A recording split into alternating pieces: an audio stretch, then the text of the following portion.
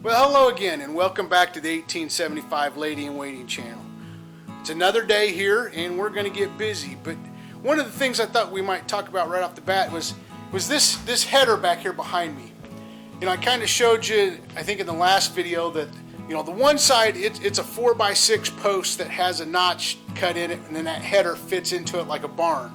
Well, on this other side over here, it's simply a 2x4, and on close inspection of it, it literally has about a 1/4 inch that it's bearing on.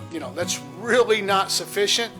So what I think I'm going to have to end up doing to actually get this bookcase out of here, because the beam sags severely. I mean, I put a level up there and I get about a 3/4 inch of rock back and forth on it in a 4-foot level.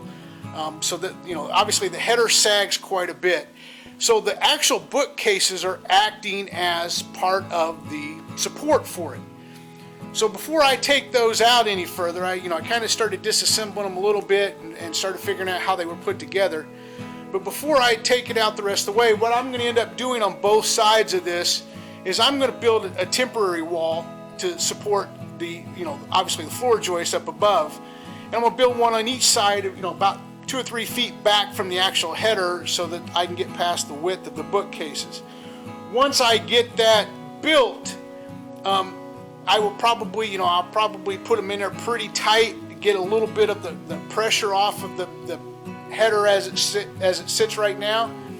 Then I'll take the bookcases out until I can get it out the whole way, and then I'll come back in and I'll put some temporary supports under that header to be bearing while I disassemble everything else in the house as we go along.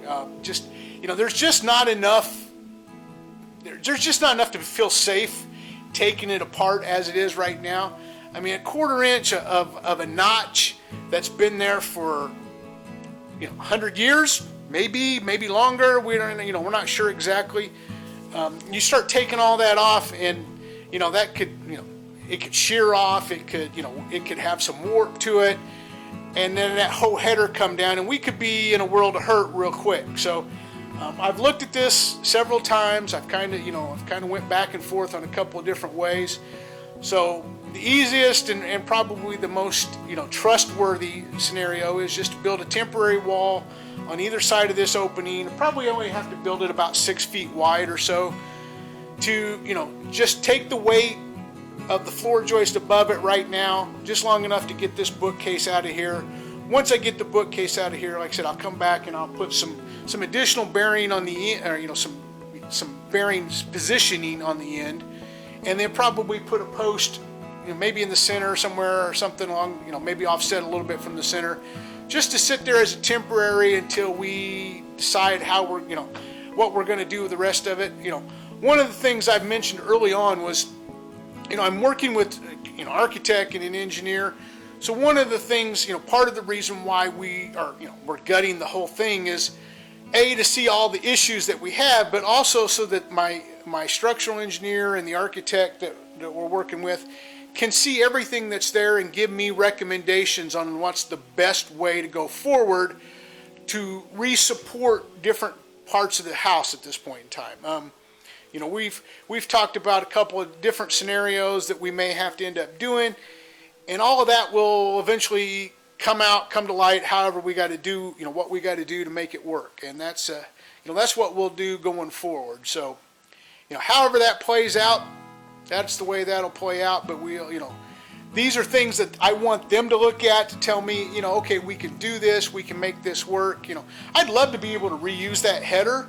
I'd like it to be a little higher up in the ceiling. It would really be nice if it was, if it was another foot higher to give the opening a much more grandeur appearance. Especially since I want to do some fretwork and stuff when we get to the finished stage, and between this room and the dining room and the living room and the entryway, I'd like to do some fretwork and whatnot in those openings. So, the higher I can make the header, better off that I can, the better and more fancy I can make some of that fretwork as we go forward. So that's just, that's something that's, put that in the back of your mind. Remember that, hey, somewhere down the road, who knows how long that will be, we want to do these things. And so those are things that I'm talking to the architect, I'm talking to the engineer about, and we will get, I have a pretty good idea what I'm going to have to do, and even some of the things I said, okay, we're probably going to have to do this, this, and this. They've like, yeah, you're right, you probably will. But at the same time, it's nice to have somebody that you can rely on their expertise, and they can give you the stamps and the drawings and all those things that make everybody really happy that, okay, you didn't just come in here as a homeowner and tear out walls and put things back in, and and away we go. Like I've said, I want this house to still be here in another 150 years, and the only way to really make that happen is to make sure that we do it the correct and right way. We're doing all this work and we're getting it down to the bare bones and whatnot. There's no sense to come back and just cheap it in or just flub it in. Let's do it the correct way. Let's do it the way that will make the house steady, make it sturdy, make it stable, and make sure that it will last well after I'm gone. So I would like somebody maybe in 150 years or a couple hundred years from now to go, talk about the Hopkins and then talk about me, and then, and the fact that the house is still here and how proud they are to now own it. Whether that's my descendants or, whatever. Who knows how that will play out, but that's my goal. That's what I'm shooting for. So we're going to get to work. I'm not going to build the temporary walls today. I've still got to get the rest of the dining room gutted out, because I don't want to try to put a temporary support wall up with the plaster and the lath and everything still there. I want that to be actually on the members themselves. So we're gonna get busy. We're gonna be working on tearing out that room, and then we'll go forward. So welcome aboard. Enjoy where we're going.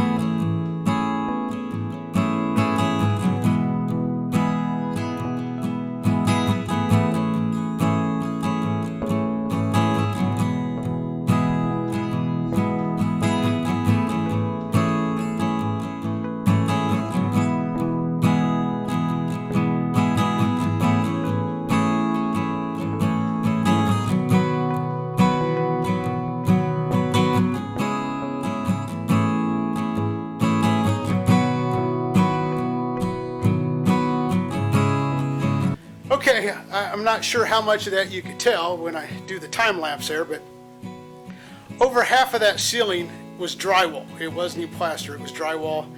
I knew this ceiling had had some problems over time, and it looks like my face is a little dirty. But you know, I wasn't aware of how much it was, but it was mostly drywall. And I have to admit that this was probably the easiest ceiling I have demoed in this whole project. I mean, you'd pull a couple pieces of lath out, and a 5-foot section would fall out of the plaster. You know, I had more difficulty removing the drywall than I did the plaster, that's for certain. But I wanted to show you a couple of things up here as you start uncovering this stuff, and you know, these are the kind of things that I'm hoping to fix as we go forward, because you know, we already knew that this floor had some issues, but we get to right here, and that's my floor joist.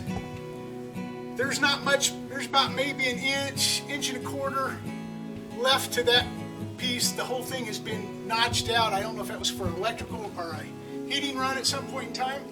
And then the joist next to it, it ends right there. You know, it went back into the wall back here, and then it ends right there, and they just took this other piece, hammered about 5 or 6 nails in this end, and then tried to toenail spike some nails through that end, you know, around the chimney there to try to, you know, try to attach it in some form or fashion. So again, I've got multiple joists that, you know, and if there's one place it really doesn't need to be, you know, worse, it's in this room. You know, this one and the one next to it, where they, you know, over here is where they, you know, I told you there's no header, there's no nothing underneath that. They just cut the joist, or cut the studs, and then pounded big old nails through the stud into the joist, and that's what they left to hang it on. Yeah, this ceiling had some issues. You know, it's had some issues for a long time. That's the reason why there was that much drywall in it.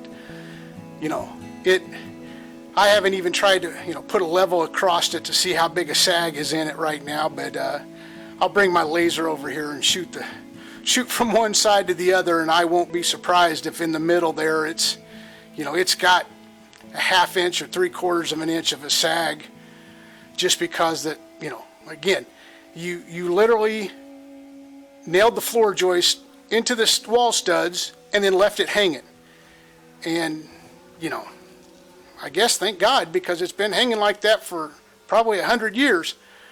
But yeah, it ain't gonna hang like that anymore. You know, we're gonna get it fixed, and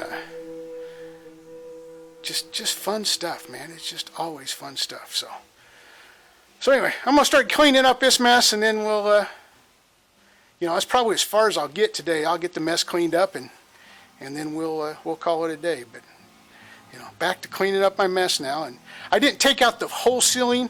I've got some stuff over on the far side by the bay. I haven't taken all those windows apart yet. I haven't taken all the trim off of them. I'm kind of waiting until I got to it to take all the trim off the windows, and I'm leaving, you know, I left the mini blinds that were up there. So we're gonna clean up the rest of our mess here though, and we'll go forward for today. Anyway, here's where we're at.